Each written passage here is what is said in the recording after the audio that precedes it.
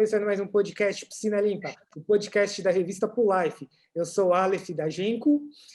Eu sou a Silvia da Pool Life e hoje a gente vai bater um papo com o Alexandre Brits sobre a engenharia das piscinas. Bora lá! Bora. Boa noite. Bom, galera, eu acho que um jeito bacana da gente começar o podcast aqui é o nosso convidado Alexandre se apresentar. Fica à vontade, Alexandre, para se apresentar para quem ainda não te conhece. Né? Opa! Uma boa noite, Aleph. Geralmente eu não me apresento porque eu acho que o espaço tanto das lives, dos programas, é para o pessoal aprender tecnicamente, né? Mas, claro que hoje é um momento especial. Eu hoje sou projetista e consultor aí, técnico do mercado, na área geral aí de engenharia, né? De tecnologia e tal. E atualmente também sou professor, né? No curso de pós-graduação lá da USP, é um curso de especialização que chama Polo Integra. Eu sou professor lá porque eu fiz mestrado lá e desde 2004 eu comecei como professor assistente e depois fiquei. Então, muita gente me conhece por causa de lá. Assim, eu estou desde 2004, passou muita gente por lá. Foi fazer pós-graduação que está no mercado. Então, muita gente me conhece de lá. Também dou cursos também no IDD, no Ibracon, esses congressos que tem. E acabo... O pessoal me conhece às vezes como professor, enfim. E aí eu decidi... eu trabalhei como engenheiro civil desde o início que eu me formei em 2001, né? Final de 2001, eu tirei o diploma em 2002. Aí comecei a trabalhar... Eu já era estagiário de engenharia, fui engenheiro de obra durante 7 anos. E aí eu fui para a Cirela Construtora, fiquei 13 lá. Eu era responsável da área ali técnica, que chamava Qualidade e Desenvolvimento Tecnológico.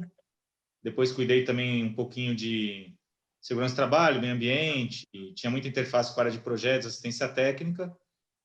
E aí eu decidi abrir o escritório que chama GPD, Grupo de Pesquisa e Desenvolvimento, consultoria e projetos, em 2017, com a minha esposa, Valéria Brits. E foi um sucesso, graças a Deus. A gente está hoje com 200 clientes. E aí, por causa da pandemia também, né, Aleph, a gente investimos muito na internet, então, muito curso, live, séries, né? E acabou indo para a televisão. E a gente está com um programa que está estreando, né, na Rede TV. E graças a Deus aí a gente está nesse caminho. Então, quando você falou assim, muita gente me conhece, mas por essas ações aí mais que está na mídia, né?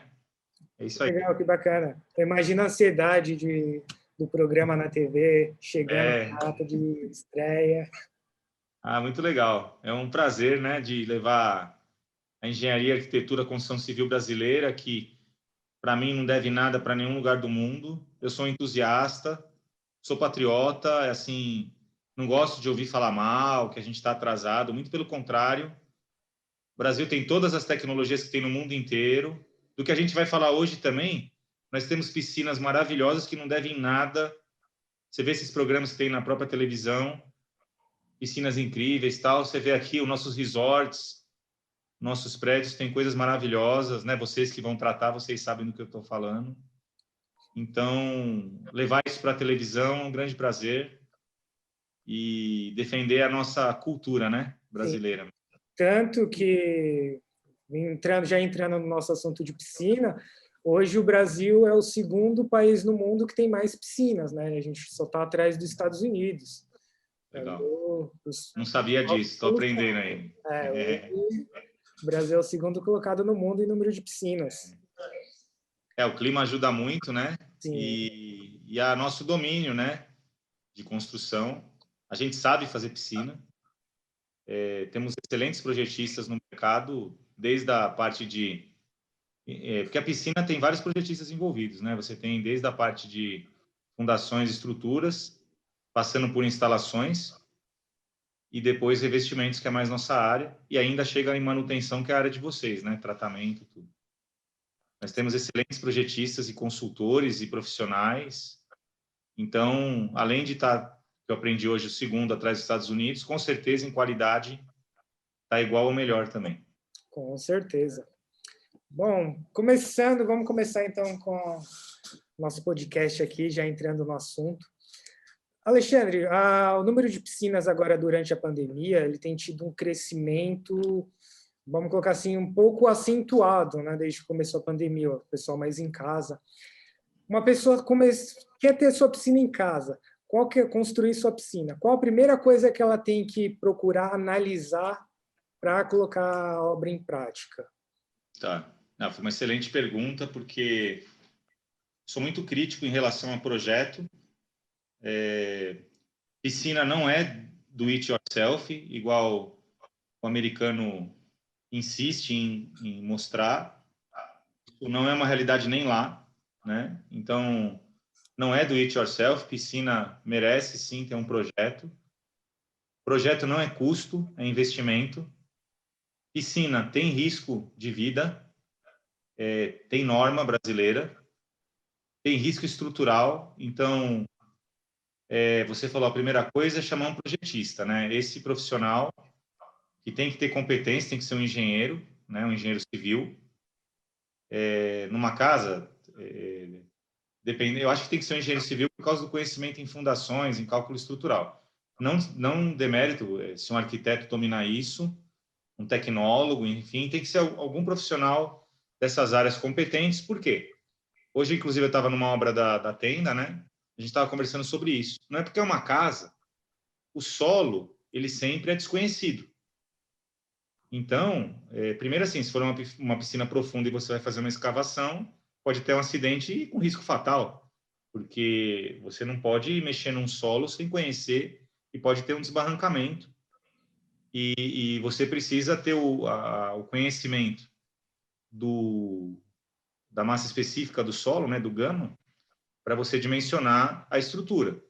Tem muita gente que fala, mas eu não posso fazer de alvenaria? Na verdade, o pessoal não faz de alvenaria. Eles usam o bloco de forma, né? Porque ele enche tudo de concreto. Sim. Ele fala de concreto. Ele só usa o bloco de forma. Então, não depende se é uma casa. Depende do solo local. Eu tive depois à tarde em Santos, lençol freático muito alto, tem que ter tecnologia. Você vai escavar 2 metros, já tem água. Então, você tem que ter tecnologia de drenagem, por enquanto está fazendo. É simples. E você tem que concretar o piso e a parede. Óbvio. Eu não vou fazer de estrutura, eu vou colocar uma piscina dessas de vinil, enfim, essas que vendem, por exemplo, que você passa na estrada. Pode fazer? Pode. Mas tem que fazer a escavação. Então, tudo que envolve fundações e cálculo estrutural, porque a carga da piscina é enorme, né? Enorme. E se você fizer colocar ela sobre um solo, independente da estrutura, se está armado, se não está armado, ou for uma piscina de vinil num solo que não suporta, essa piscina pode vir a afundar assim e levar tudo embora, entendeu? Então, é muito arriscado. Então, a primeira coisa é chamar um projetista e ele fazer o dimensionamento da piscina. É muito sério. Entendi. E isso até nas piscinas que o pessoal agora está fazendo as piscinas acima do solo, né? Certo. Excelente pergunta, né? É mais fácil de fazer, porque aí você não envolve a atividade de escavação. Eu sou favorável a esse tipo de piscina.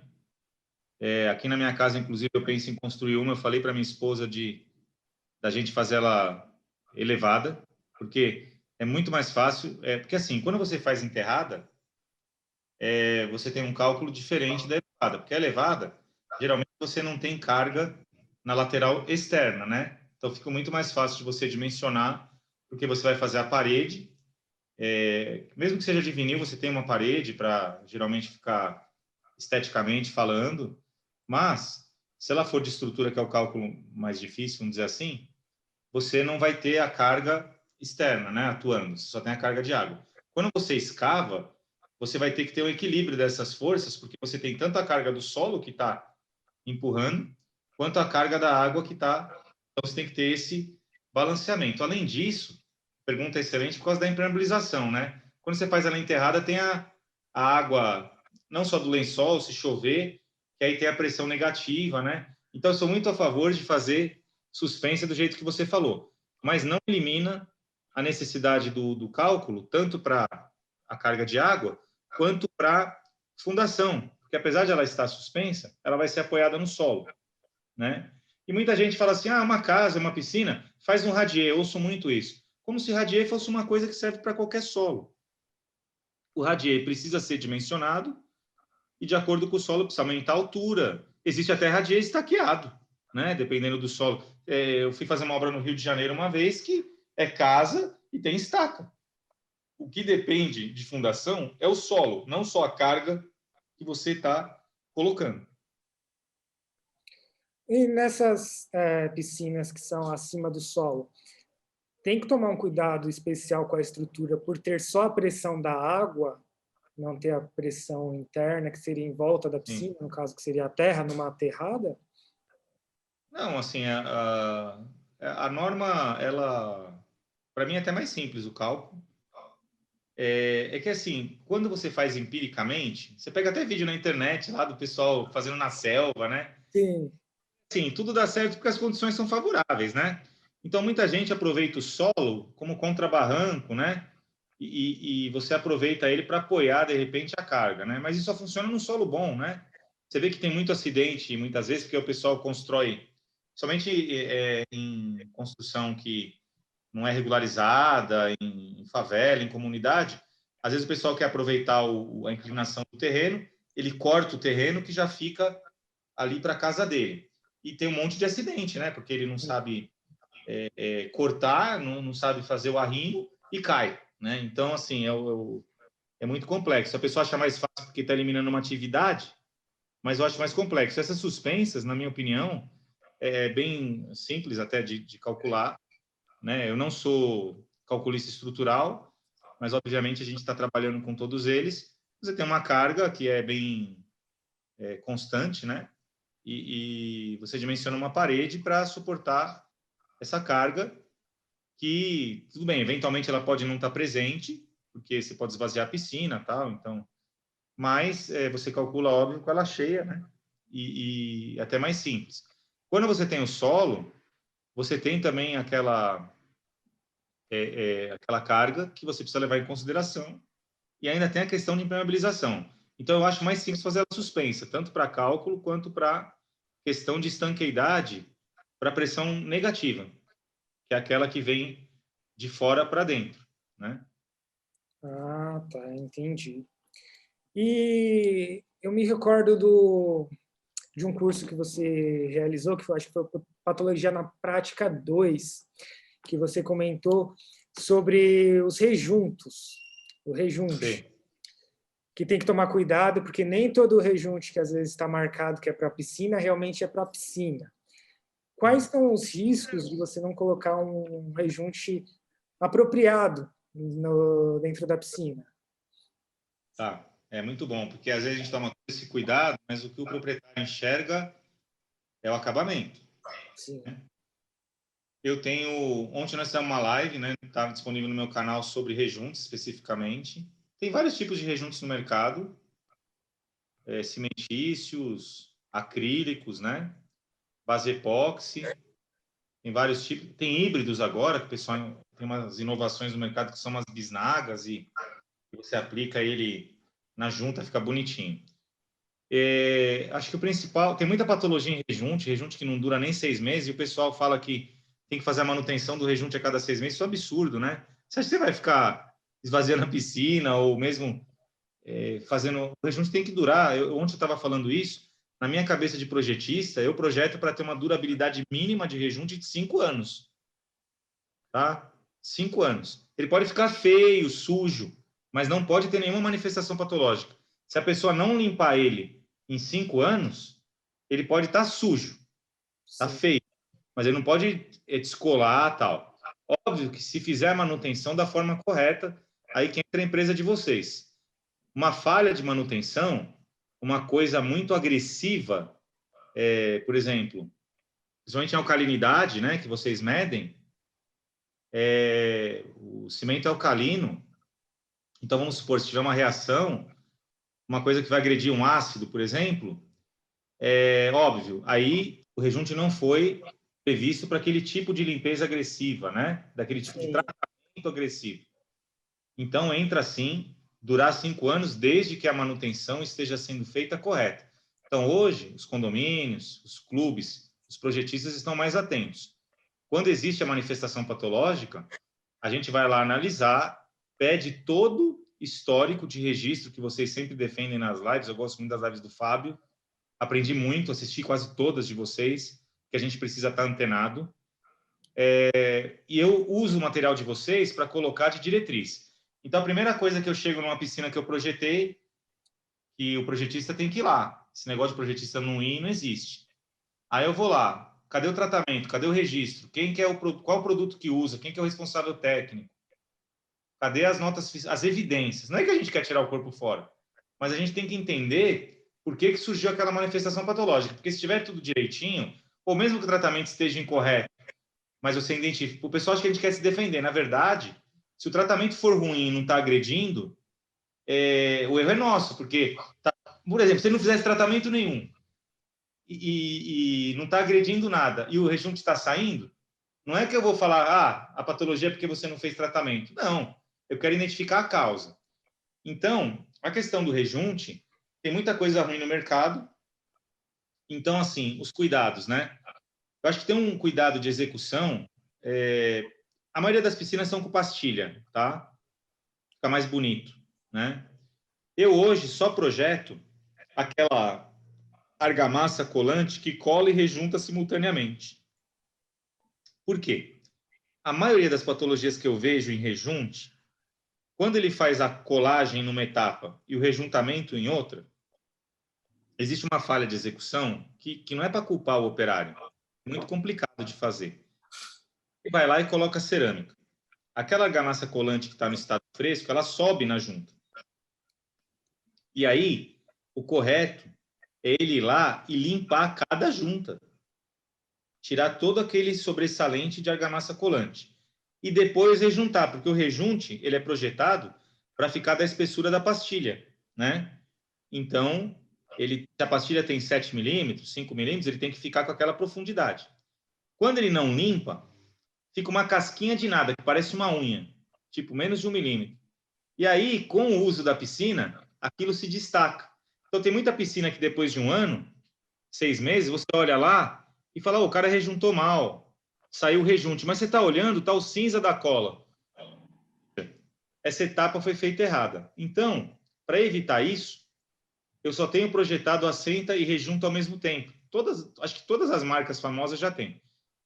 Quando é placa grande, não tem jeito. A placa grande não justifica você usar uma argamassa que assenta e rejunta ao mesmo tempo, porque a técnica é difícil, e você não vai usar uma argamassa colante colorida para ficar escondida, entendeu? Então, ela é cara para isso, mas não é por preço, não tem muito sentido. Uma argamassa colante linda, azul marinho, aí você tem uma placa de 60 por 60, o pessoal está fazendo isso em piscina hoje, viu? Está na moda agora aumentar as placas, umas piscinas bonitas aqui em São Paulo, com placas grandes. Aí você tem que tomar o cuidado de limpar a junta para rejuntar. Eu acho assim, o Aleph, o rejunte cimentício comum, tipo a R1, existe uma norma, que é 14992, que tem o rejunte tipo 1 e o rejunte tipo 2. O 1, para mim, não dá para usar em piscina, entendeu? Ele é muito fraco. Não é que não dá, tudo dá, mas vai ter uma durabilidade menor, né? O rejunte tipo 2, e hoje tem o super resinado, por exemplo, que tem uma carga de polímero maior para aguentar esse ciclo de variação, principalmente em piscina aquecida, os produtos que utilizam para limpeza, porque às vezes tem produtos que são muito bons para limpeza, muito fortes, que para cerâmica não agride, mas para um rejunte ruim agride, né? Mancha, tal. Então, o rejunte tipo 2, se for cimentício, e dá uma estudada nele na questão de flexibilidade, de permeabilidade à água sob pressão, tudo isso que tem na norma 14992 seria o tipo 2 desses tipo 2 especiais resinados. O rejunte acrílico é excelente, ele tem um desempenho muito bom para piscina, tem muitas piscinas projetadas com acrílico, só que quando a piscina é externa, o acrílico ele seca, tipo assim, ó, o cimento, ele é um aglomerante hidráulico, então ele endurece com a água. Então, se vocês rejuntar e chover, até melhor, porque ajuda ele a curar melhor. Interessante. É. Só que o rejunte acrílico, ele é por evaporação de água, a reação. Então, se você fizer na base molhada ou se chover, vai estragar. Então, geralmente, um projetista mais experiente não coloca rejunte acrílico em externa por causa da fase de execução, mas em interna vai muito bem. E aí, o rejunte epóxi, eu acho que ele hoje... O pessoal não gostava muito de rejunte epóxi por causa da dificuldade de mistura, tinha muita crítica, e por causa da aplicabilidade, manchamento, né? Você tem que limpar rápido, né? Só que hoje, Aleph, mudou tudo, cara. Tem tecnologia no mercado que os rejuntes são iguais aos acrílicos, né? Então, em piscinas que eu projeto grandes, na cobertura, que não é argamassa, cola, assenta e rejunta ao mesmo tempo, eu tenho umas da Yoshi lá em Curitiba, Londrina, Maringá, que chama um pacote de muitas piscinas. Lá na cobertura, deformação muito grande, Aleph. Dilatação térmica, vento, intempéries e tal. Aí eu vou com epóxi, porque ele tem um desempenho muito melhor e tem cuidados de aplicação. Tudo tem vantagem e desvantagem. Então, o rejunte é fundamental, você ter conhecimento técnico, fazer a especificação correta e a aplicação correta. E aí, bem feito, nos meus projetos, a vida útil estimada é 5 anos. Que legal, que bacana. É, por isso que a gente até tem que reforçar a questão de manter um bom tratamento químico, água equilibrada ali, água equilibrada, bem balanceada, porque querendo ou não, quando você começa a desregular um parâmetro, principalmente quando entra na questão da dureza cálcica, a primeira coisa que a água vai terminar atacando é o rejunto, então Sim. tudo isso vai terminar influenciando lá na frente. Eu aprendi o conceito, nós não temos que ter vergonha de falar, eu aprendi o conceito de dureza cáustica com vocês. O Paulo, que é um projetista também famoso da Planville, eu estava estudando, li um artigo. Essas coisas não tem na faculdade, né? Você tem que se especializando.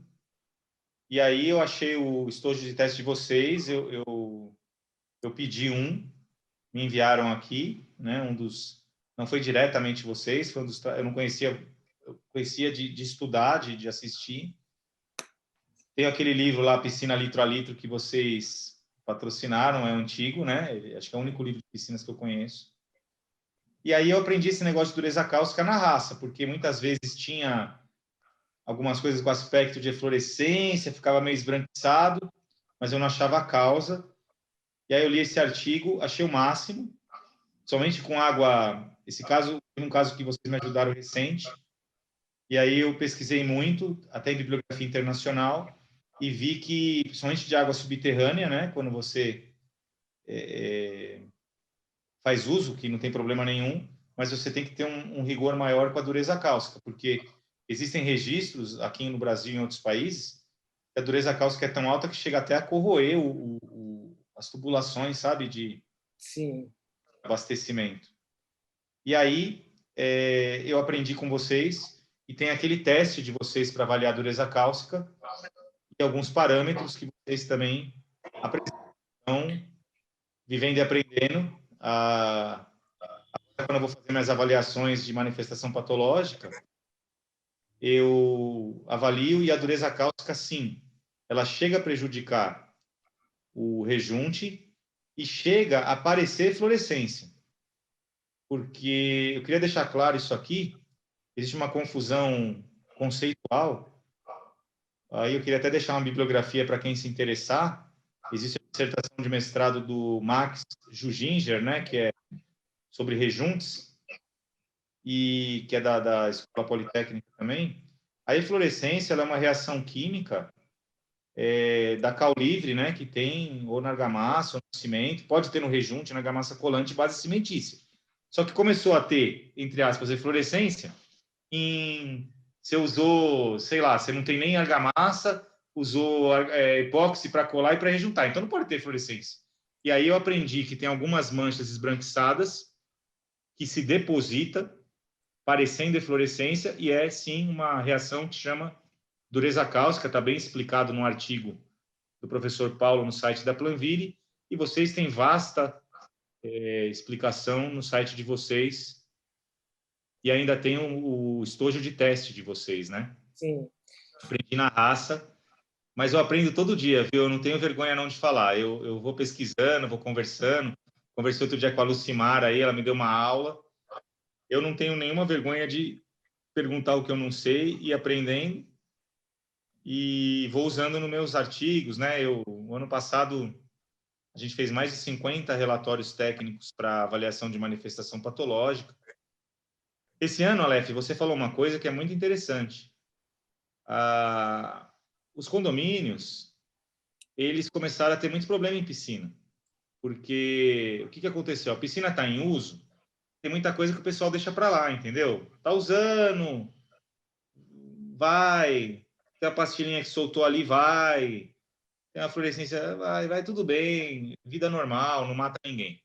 Só que aí, com a pandemia, as piscinas ficaram fechadas, né? Sim. E ficou uns 3, 4 meses que o pessoal cobriu a piscina ou não cobriu e não tratou a água. Isso foi uma situação que nós nunca nos deparamos na vida. A não ser aquelas piscinas que é uma casa que ficou abandonada. Normalmente acontece bastante em casa de sítio, que aí... Agora, todos os condomínios, então, esse negócio começou a pipocar. Eu comecei a receber aqui no escritório um monte de gente que, quando foi usar a piscina piscina está com eflorescência, a piscina está com mancha esquisita, outro esvaziou a piscina, soltou a pastilha. Por quê? A gente criou uma condição que não estava projetada, você entendeu, Alex? Sim. Até mesmo tem um dos nossos instrutores representantes, que é o Davi, que ele já pegou uma piscina aqui em Guarulhos, que é de uma academia, que uma lateral inteira da piscina cedeu por causa de falta de cálcio. O cálcio começou a entrar no rejunte, foi por trás da pastilha no cimento e cedeu uma parede inteira da piscina. Então, é algo... E ainda hoje em dia, ainda é um dos parâmetros que muita gente ainda não tem o cuidado devido à dureza cáustica em relação à análise. A gente ainda encontra bastante... O que não pode, Alex, é usar o conhecimento para, vamos dizer assim, ludibriar, né? Enganar. Então, assim, eu já vi muita pessoa que está com eflorescência característica e até de má fé vai lá com estojo de dureza cáustica e fala, tá fora.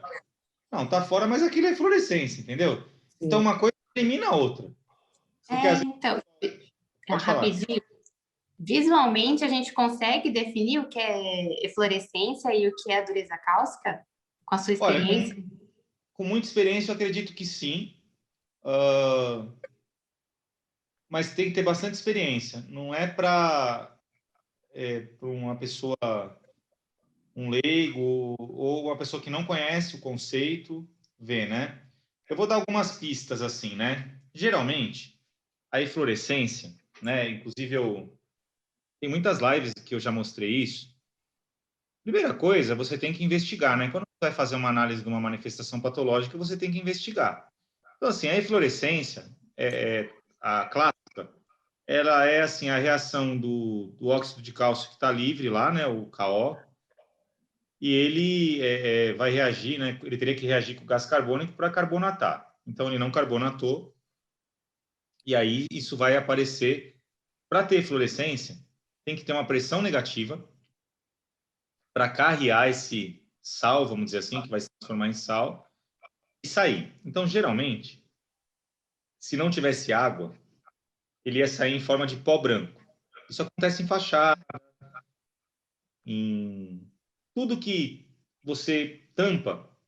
Assim, se você fizer uma argamassa na fachada e deixar ela curar, que a gente chama, que seria ter essa reação do endurecimento do cimento, e aí aquele cal livre que está livre mesmo, que sobrou, não está carbonatado, ele reagir com o gás carbônico, carbonatar, aí você poderia pintar ou colocar cerâmica. Se você pegar os manuais do IPT antigo, era 56 dias, né? 28 mais 28. Aí passou para 28 dias. Depois o pessoal fala que 14 dias dá. Não sei baseado em quê. Então, muitas vezes que eu fui em construtoras, eu falava assim, não quer ter fluorescência? Faz a massa da piscina e deixa 2 meses. Né? Então, a primeira coisa que você tem que investigar, existe o potencial de ter fluorescência? Tem Tem possibilidade de ter pressão negativa? Tem. Ah, beleza. Então, você tem que ir lá onde está e ver se tem alguma coisa que você identifica que está vindo. Então, geralmente, é num ponto isolado, não é a piscina inteira. É um ponto isolado que tem um escorrido e você, às vezes, vê claramente que tem um furo ali no rejunte, né, que veio, pode ser no piso, que vem por umidade ascendente, e aí ela é bem característica da perto de junta, e geralmente vem esse pó, já reage com a água ali, e ele fica meio um líquido mesmo, branco, bem preso na pastilha. E aí tem muita gente que acha que isso é um defeito, ele é estético. E aí lembra que eu falei que a reação é o cal que está livre? Ele tem que acabar uma hora. Então, geralmente, quando eu pego a eflorescência, a gente que identifica que é a eflorescência faz uma limpeza, né? Faz uma limpeza e depois volta. Teve um condomínio Moema que eu fiz, que é até amigo da síndica lá. Faz uma limpeza a cada 6 meses, subaquática, entendeu? Não precisa quebrar nada e bola para frente. Agora, a dureza cáustica, que aí, assim, eu acho que ela se deposita, ela fica meio em suspensão. Inclusive, vocês chamam aí, esqueci, acho que é água turva que vocês falam lá, a água fica meio esquisita, assim, ela não fica... Como é que mais leitosa, né? É isso. E aí, aquela partícula que vai se formando, ela se deposita meio que por igual. Então, teve um caso agora que vocês me ajudaram, e até talvez quem está com o problema, no fundo, às vezes quer acusar alguém, né? Enfim, quer ser pago, né? E aí eu não identifiquei a eflorescência, não tem nenhum sinal de eflorescência aqui. E estava muito pó branco, né? E aí eu fui estudar, era água subterrânea, não estava tendo um tratamento adequado, então eu identifiquei como dureza cáustica. Mas olha, muita gente poderia ir lá, aliás, foi a pessoa até que vendeu os materiais lá e achou que era eflorescência. Agora, tem muita pessoa que às vezes não tem a humildade, né, de estudar, de perguntar para uma pessoa que tem mais experiência. Eu lembro que teve uma piscina que eu fui pegar, que eu fui lá no IPT, peguei o Hércio Tomás lá de carro, que é um dos papas, e falei, vamos lá, que eu não sei o que é. Era uma pastilha de ouro que veio da Itália, né, tem pó de ouro, e tinha um monte de umidade atrás, eu não conseguia saber de onde veio a umidade, eu chamei ele, porque a gente precisa resolver. Então, assim, hoje, depois de avaliar muitas piscinas, eu consigo ter uma noção se é dureza cáustica ou eflorescência. Agora eu estou vendo muita gente aproveitar, o cara viu lá, aí testou, a dureza cáustica deu ruim, o problema é seu de manutenção. Aí o cara corrige a manutenção e continua o branco lá. E a outra coisa que às vezes me chama atenção é que essa reação, lógico, se tiver uma quantidade até significativa, 5% lá, e é muito pequenininho esses furinhos, pode ser que você vai limpando e vai saindo mais. Mas não dá para ter isso aí por anos, entendeu? Então, às vezes, você vai numa piscina que tem 7 anos. Aí o cara fala, tá com eflorescência. Não, é impossível. Impossível. Se tá é porque ninguém limpou. Se você limpar lá... E aí tem produtos hoje no mercado excelentes. Tem uma empresa que a gente trabalha aí, que tem o limpa eflorescência, faz subaquático. Então, assim, eu acredito que sim, é possível. Muitas vezes você pode ficar na dúvida. E aí, na dúvida, o método que eu adoto é assim. Faz o ensaio da dureza cáustica, faz a limpeza e continua monitorando, né? Mas eu, assim, acho que hoje dá para, na investigação, na anamnese, você consegue fazer um diagnóstico mais assertivo. Houve um caso agora que o Aleph participou, que eu projetei, e acho que todo mundo que foi lá falou que era eflorescência, e eu fui lá e falei, cara, eu acho que não é, porque estava muito por igual, tudo. Eu falei, não é assim, não é assim. Quando é tudo por igual, tem que suspeitar de outra coisa. E ela estava meio no ambiente, assim, saía um pouquinho. Daqui a pouco tinha uma cadeira que estava com pó branco em cima, você entendeu? Então, eu já senti que era uma coisa meio... Às vezes é uma união de tudo, sabe? Ó, água subterrânea, alta temperatura, tratamento da água, ausência de vento, e aí pode ter uma reação que a gente nem conhece muito, e aí pode gerar algum pó, né? Outra coisa também, que eu fui uma vez numa obra acho que foi da MPD, que um condomínio chamou, e aí falou, até com inflorescência. Eu cheguei lá e a mancha era amarela escura, né? Olha, a característica da mancha era de eflorescência, mas estava amarelo escuro, né? E aí eu falei, não, isso é uma sujidade que... Ah, mas o que que é? Então eu falei, não sei o que que é, mas não é eflorescência, né? Eu falei, pode até ser, sei lá, depósito de... O pessoal usa bronzeador, não sei, e aí com o tempo vai depositando, tem que limpar, né? Não... Isso é manutenção, porque a eflorescência não tem como ser colorida, né? Então, Então, senão... é bom para o pessoal que está acompanhando aqui o podcast, ó, eflorescência não tem como ser colorido, gente. Se viu alguma coisa assim, preta, já suspeita, já... tem gente que fala algumas coisas assim, mas não tem registro disso. Outro dia teve um debate, inclusive, teve uma... Eu até participei, uma discussão salutar, né, na internet de alguns especialistas, e aí pegaram de um livro tinha uma eflorescência lá, portal. Tá errado. Então, até foi um equívoco lá. Aí eu até fui conversar com o autor, não tinha nada a ver. Ele falou, não, é fora de contexto total, explicou. E aí na revisão às vezes passa, né? Mas, em princípio, ela é branca. Não tem nada que eu desconheço uma reação com alguma outra coisa que torna ela colorida, né? Então, tá bom, ela ficou branca há muito tempo, depois sujou, mas é raríssimo, né? Então, não. Então, assim, respondendo a pergunta, é possível sim, mas tem que ter bastante experiência em tratar e, mesmo assim, investigar a causa, eliminar todas as hipóteses. E aí, em último caso, tá? Já aconteceu comigo, a gente projeta quase tudo aqui no escritório, exceto cálculo, né? E eu projetei para a Vitacom uma fachada com porcelanato e deixou 2 meses. Tinha lá produto para aditivo para não permear a água. E aí colou umas placas lá, acho que é porcelanato, granito, e deu eflorescência. Ah, mas não podia dar. E aí, você tem como ver se é eflorescência ou não. Você pega o pó, em último caso, mas nós tivemos que fazer. Pega o pó, leva para um laboratório, o IPT faz isso, e vê qual composto químico que tem aquele pó. Nessa dissertação do Max que eu citei, tem um anexo A, que aí fala todos os compostos que podem dar de eflorescência, desde o carbonato de cálcio, enfim, do hidróxido de cálcio e tal, até alguns que são mais estranhos ao nosso cotidiano. E aí você consegue comprovar que é sim, né? E lá, no caso, a gente comprovou, né? A gente investigou e era da argamassa colante. Não era para ser, mas é. Dependendo do composto que ela tem, do componente, pode ser que dê sim. Que bacana, muito interessante.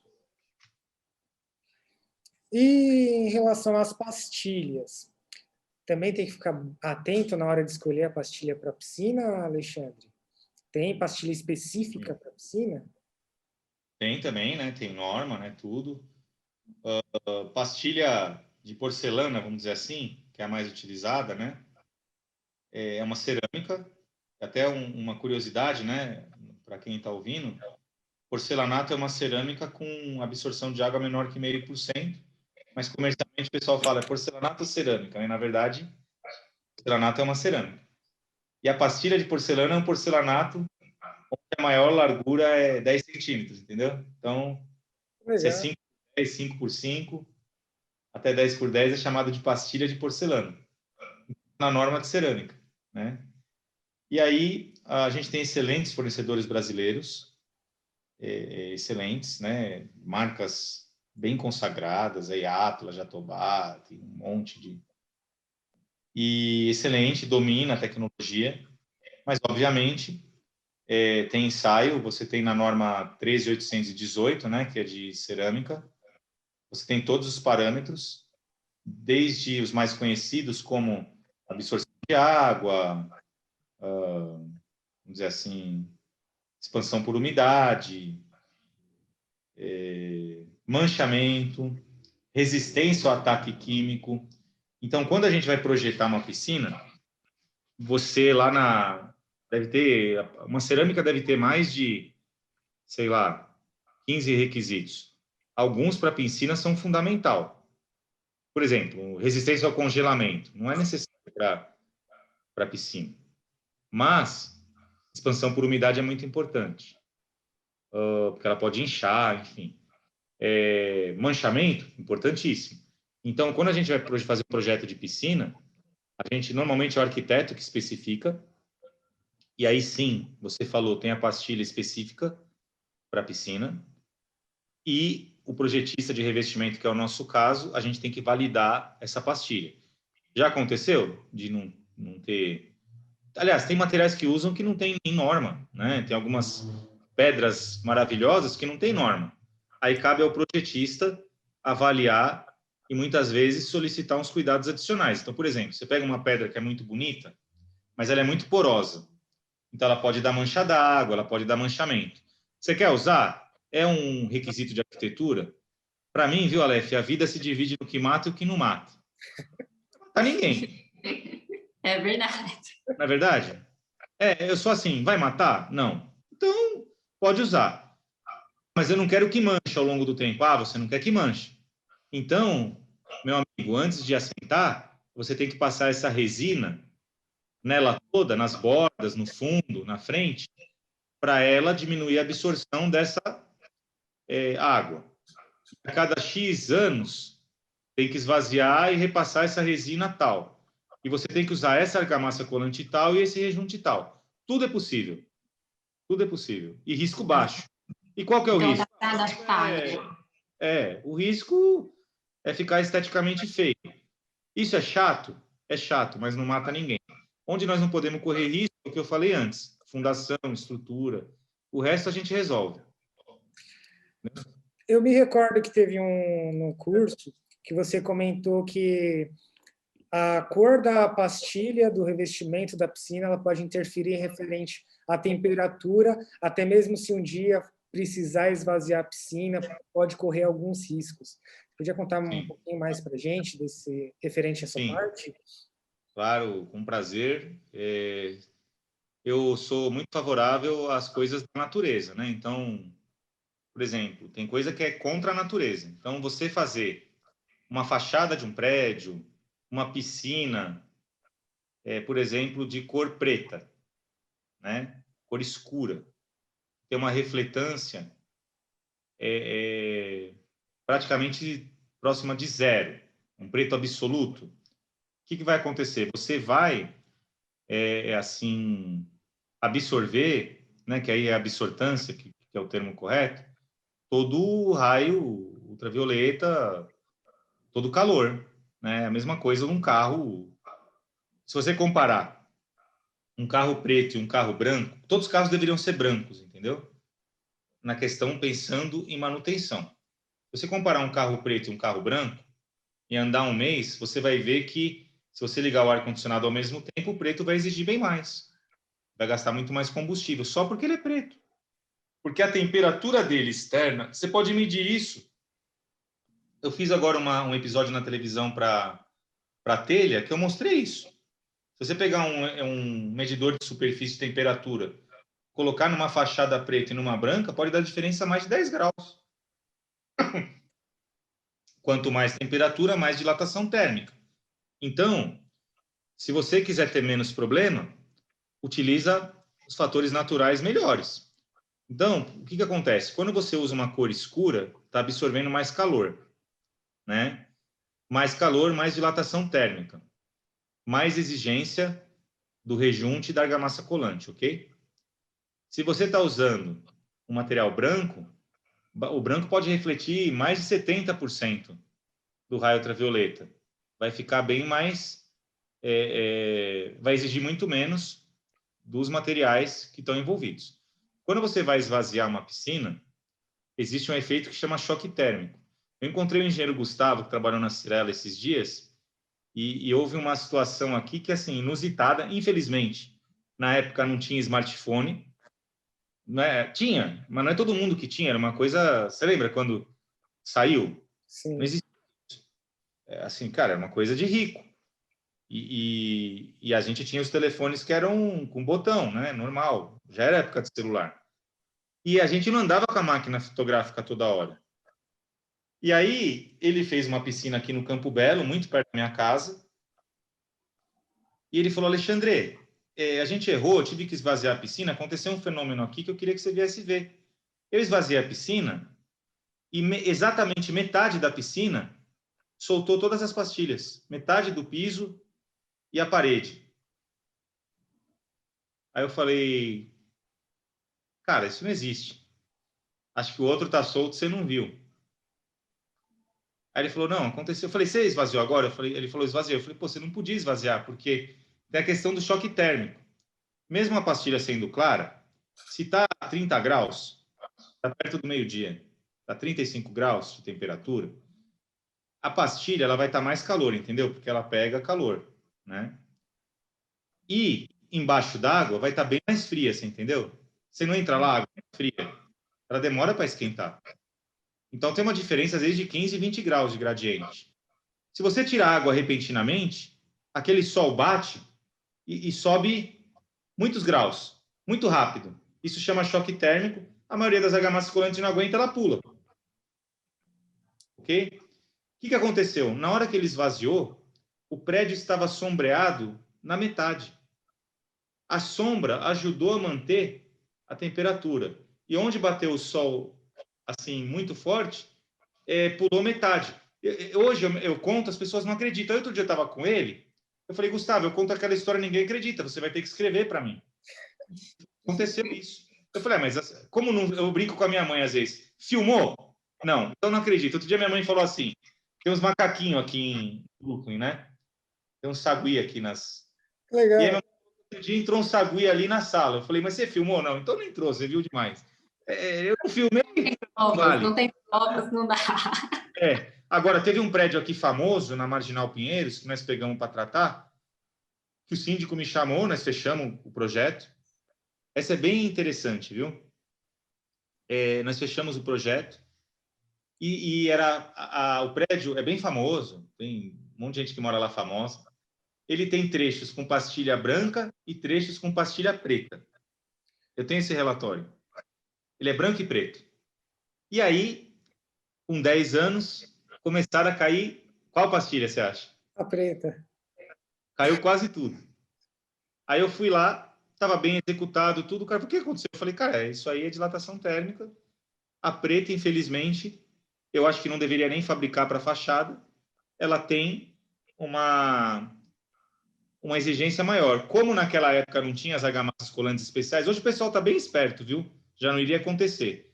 Como as argamasas colantes não têm muita flexibilidade, ela pulou antes. E a branca? A branca não pulou.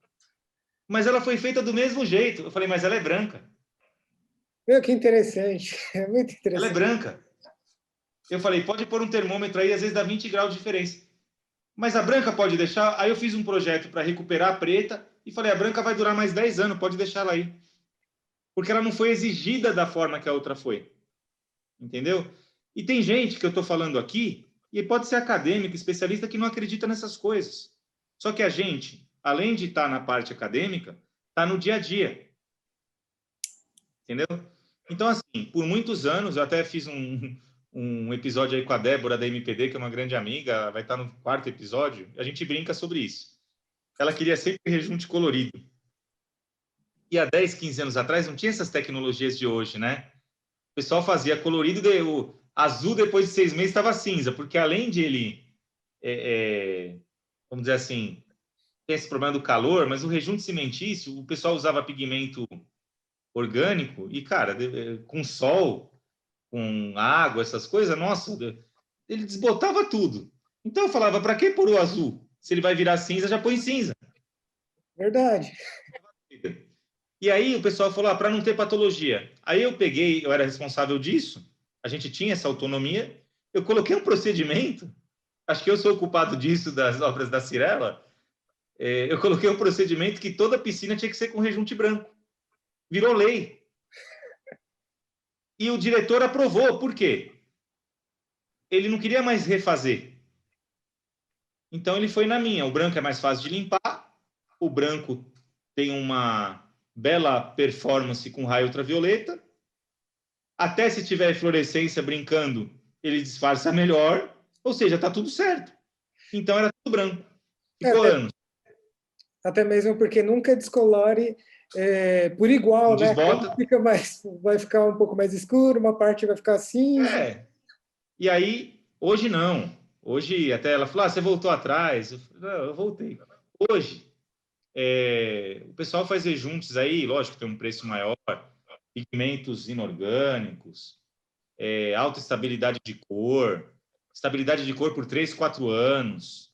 Então, essa questão do rejunte que você falou, aliás, tudo que vocês perguntaram até agora, dá para fazer um podcast só disso, entendeu? Vocês até desculpam eu falar demais. Nada, Quando a gente tem oportunidade de falar, tem que falar. Não pode ser tão superficial. O pessoal não dá valor para essas pequenas coisas e tem muita tecnologia e muita coisa por trás, entendeu? Então, eu agradeço você me perguntar isso, porque não é frescura, não. Nos nossos projetos, quando a gente fala para esvaziar a piscina, eu coloco 3, 4 parágrafos para orientar a esvaziar a piscina. E eu aprendi isso na raça. Minha filha gosta muito de ir naqueles... Aliás, depois que eu descobri Caldas Novas, que a água é quente, eu nunca mais quis ir na praia, entendeu? A água é quente, cara. Vocês já foram para lá? Não, ainda não. Ainda não Não. foi. A água é subterrânea, ela vem quente. Cara, você nunca mais quer ir no mar, entendeu? E quente, né? E aí, como vai muita gente, eles esvaziam a piscina todos os dias para fazer a limpeza. Todos os dias no hotel. Que horas? Aí a gente começou a perceber, eu vou pegando os exemplos e vou usando. Sabe que hora eles esvaziam? 11 horas da noite. Aos poucos. Tá frio. Vai lá, faz a manutenção e enche antes de amanhecer. Então, eu passo um relatório assim. Vamos fazer a manutenção na piscina? Não vale a pena fazer subaquática, tem muita coisa ruim. Subaquática é para fazer assim, um rejuntezinho em 4 pastilhas, uma pastilhinha que você manda o mergulhador lá colar. Agora, se está tudo soltando o piso, não tem sentido, tem que esvaziar. Certo? Aí, eu peguei e faço assim, quer ver? Ó? Esvaziar a partir das 22 horas, aos poucos. Eu vou dando todas as... Porque às vezes começa a ter problema até onde não tem, você entendeu? Sim, realmente. Realmente. E essa é uma dúvida que muita gente às vezes entra em contato, como que eu posso esvaziar minha piscina?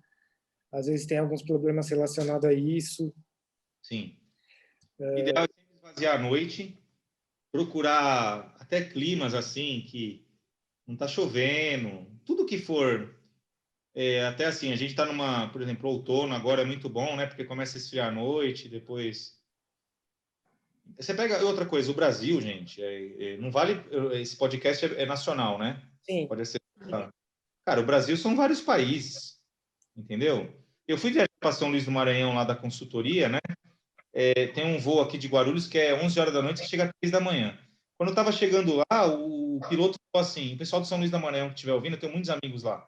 O clima não tem nada a ver com São Paulo. Estava chegando lá, o piloto falou, 3 horas da manhã, estamos chegando aqui e tal, São Luís, 29 graus. Pô, 29 graus.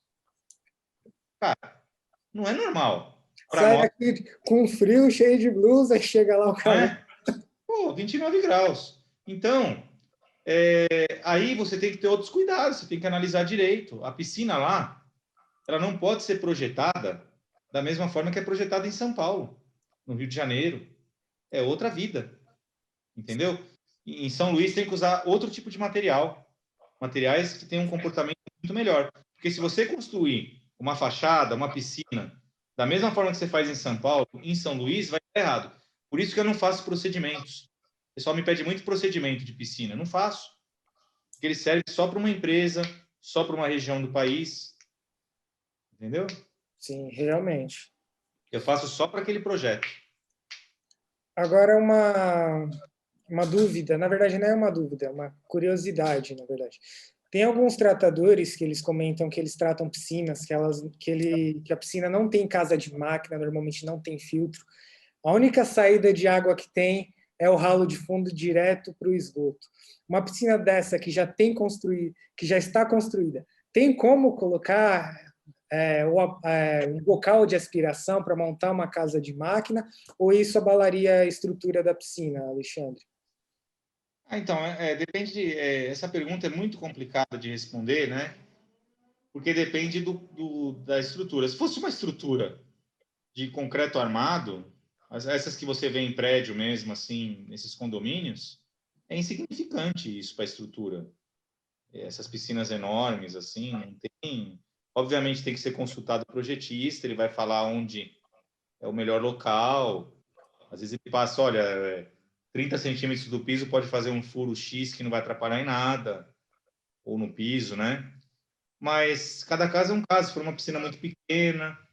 Então, assim, tem muita coisa que não vale a pena fazer manutenção mesmo, né? Uma coisa, gente, é fazer uma reforma, né? Isso acho que está bastante em...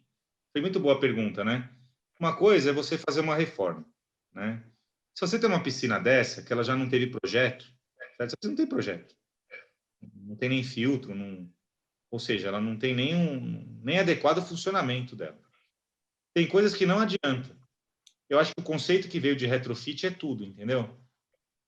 Por exemplo, eu estou fazendo muito retrofits de fachada. A fachada já não tem mais vida útil, ela está obsoleta. Mas você não precisa ir lá e demolir ela. Você pode dar um novo uso para ela, né? Então, um tipo de piscina desse, a minha recomendação é fazer um investimento. Não pode ser um ajuste. Você tem que fazer um retrofit. De repente, você vai perder área na piscina. A gente vai projetar. Tem piscinas que eu fiz retrofit que ela ficou menor. Não tem problema. Qual a vergonha disso? A piscina tinha, sei lá, 1,20 m de altura, vai ficar com 1,10 m, porque de repente nós vamos fazer a tubulação e vou fazer um piso em cima. Não tem problema, né? Mas precisa ter um retrofit, porque, como você falou, Aleph, já começa errado. Ah, não tem filtro, vou colocar um bocal. Cara, não é o ideal, né? Então, tem coisas que não dá para aproveitar e tem que fazer um retrofit, né? Demolir, em último caso, né? Eu faço uma analogia com um hospital médico. Por exemplo, se você tiver um acidente de moto e lá quebra a perna, meu, fica tudo torta a perna. Você sabe que nunca mais você vai ter a perna igual era. Só que você vai no médico, o que ele faz? Ele tenta deixar o melhor possível. Já viu? Se o cara sofre acidente, vai com aquele espino lá, fazendo fisioterapia há anos para ficar ruim. Fica com cicatriz, o cara fica mancando, mas o cara tá com a perna dele. Você já imaginou você ir num hospital, o médico olhar para você e falar, oh, sua perna vai ficar ruim. Vamos cortar ela, colocar uma prótese. Você acha que alguém aceita? Meu Deus do céu. Então, a mesma coisa, você chega num prédio e fala, tá ruim, vamos demolir. Não quero que vai demolir. Você entendeu o que eu tô falando? Sim. Sim, sim. Eu quero que você faça um procedimento cirúrgico que você vai mudar o uso e vai deixar o melhor possível. Então, tem muita gente que confunde e fala, não, isso não tem jeito, tem que demolir. É a mesma coisa que você falar de cortar a perna da pessoa. Não, não é assim. Demolir é assim, o cara tem diabetes lá, cangrenou o pé, e se ele não cortar o pé, vai morrer o corpo. Não, aí beleza. Fazer o quê? Tem que cortar o dedo? Se não cortar o dedo, você vai morrer. Não, então vou cortar o dedo. Então, assim, o que eu tenho visto hoje é que é muita gente sem conhecimento que vai lá e dá um diagnóstico muito simples, envolve muito custo e não resolve o problema do cliente. Então, por isso que eu decidi, eu não gosto de falar de patologia, como eu falei para você em outra oportunidade, mas eu fiz esses cursos aí para mostrar que existe um monte de método não destrutivo, seguro e que resolve o problema do cliente. Dá uma nova vida, né? Então, para essa pessoa que perguntou, eu acho que assim, tem que chamar um projetista e fazer um retrofit. Eu vou dar um exemplo, caixa d'água. Eu já fiz muito retrofit em caixa d'água. Às vezes eu diminuí o tamanho da caixa d'água. Entendeu? Mas não demoli a caixa d'água. Às vezes eu já fiz caixa d'água por dentro da caixa d'água, com outra tecnologia. Teve uma caixa d'água que nós pegamos agora, no Rio de Janeiro. A estrutura dela praticamente estava condenada. Nós construímos uma de fibra por dentro. Ok? Ou seja, você tem que aproveitar da tecnologia existente para resolver o problema.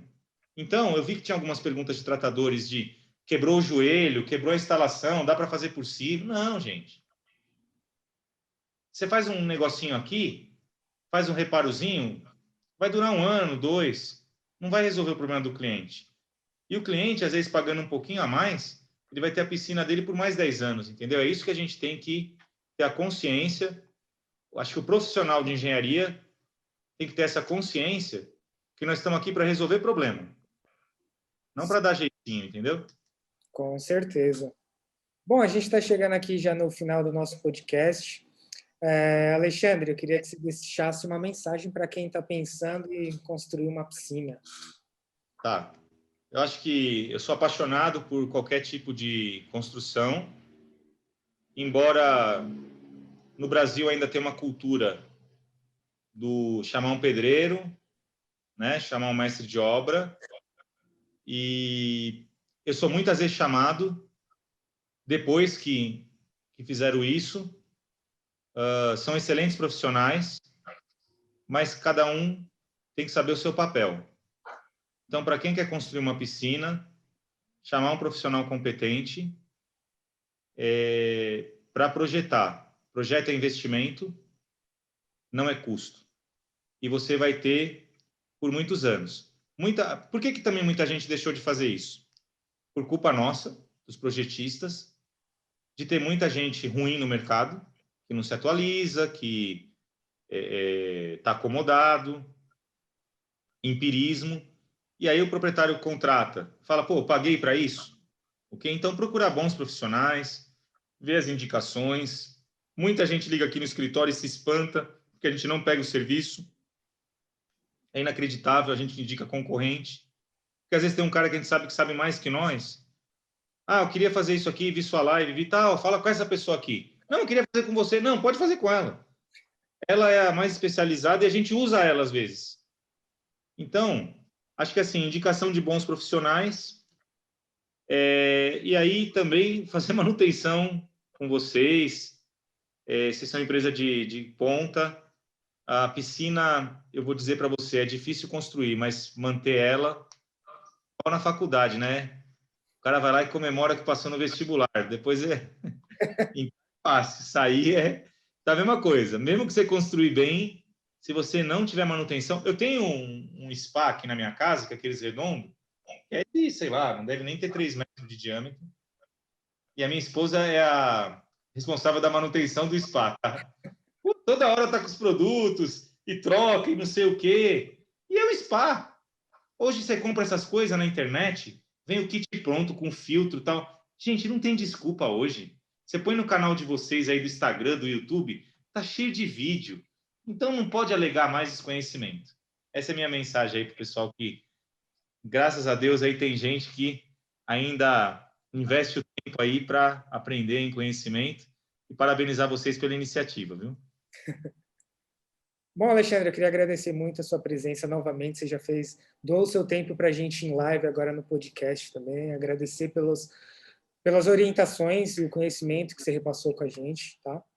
E a gente quer contar com você mais vezes para trazer mais novos conhecimentos na área. Não, pode contar comigo. Eu considero vocês um parceiraço. Toda vez que eu precisei, fui prontamente atendido. Inclusive, vocês receberam minha equipe aí na sede de vocês, tiraram todas as dúvidas gratuitamente. Então, para mim, é uma troca, viu? Eu também tenho o mesmo sentimento por vocês, que vocês doaram seu tempo para mim. E tenho certeza que não é porque sou eu, vocês fariam isso por qualquer profissional e projetista, mas como foi comigo, eu tenho um exemplo. Agradeço profundamente quem tirou essa 1 horinha para ouvir. E estamos à disposição, sim, sempre que vocês precisarem, viu? Muito obrigado. Obrigada, Alexandre. E fala para o pessoal como te encontrar aí nas redes sociais, fala do seu programa novo também. Tá bom. Alexandre Brits, a gente tem o site da GPID, mas Alexandre Brits no Google aparece tudo, no Instagram, no Facebook, no LinkedIn. Hoje nosso canal do YouTube é o mais recheado de coisas. E na televisão é o programa Construir e Reformar, todo sábado às 7 da manhã na Rede TV. Estreou dia 1º e todo sábado de manhã, uma temporada de 3 meses. Se tiver audiência, obviamente, eles vão ter interesse em continuar. Depende de vocês, né? Depende de pessoas igual a gente. Vamos assistir. brasileiro, né? E, assim, por incrível que pareça, meu celular está em todos os canais, é o meu mesmo. Uso muito o WhatsApp, respondo tudo todos os dias, não tenho frescura. Eu sou o cantor da banda só, tenho uma equipe aqui de mais de 10 pessoas, bons projetistas, excelentes profissionais, pessoas de marketing da área de vocês, que é a Fernanda, que vocês conheceram, a Letícia, de produção, a Valéria, que é minha esposa, eu tenho o Jean, que é projetista, o Alex, o Guilherme, a Jaqueline, que vai começar, a Rosângela, que é secretária. Então, assim, a gente aparece, mas tem um staff muito grande por trás. E quem quiser ter contato comigo, se colocar no Google lá, meu nome, vem meu telefone e meu e-mail. Todo mundo acha aí. Muito obrigado pela oportunidade de falar isso também. A gente que agradece, Alexandre. Até a próxima. Beleza, até a próxima. Tchau, tchau. Tchau. Se você gostou do bate-papo, curte, comenta, compartilha, segue a gente nas redes sociais, que a gente posta todas as novidades por lá. E se tem algum tema específico que você quer ver aqui, comenta aqui embaixo no YouTube pra gente. E se você tem alguma dúvida sobre tratamento de água de piscinas, entre em contato com a nossa área técnica através do WhatsApp DDD 11 99101 5047 ou pelo telefone DDD 11 2146 2146, galera. Até a próxima. Tchau!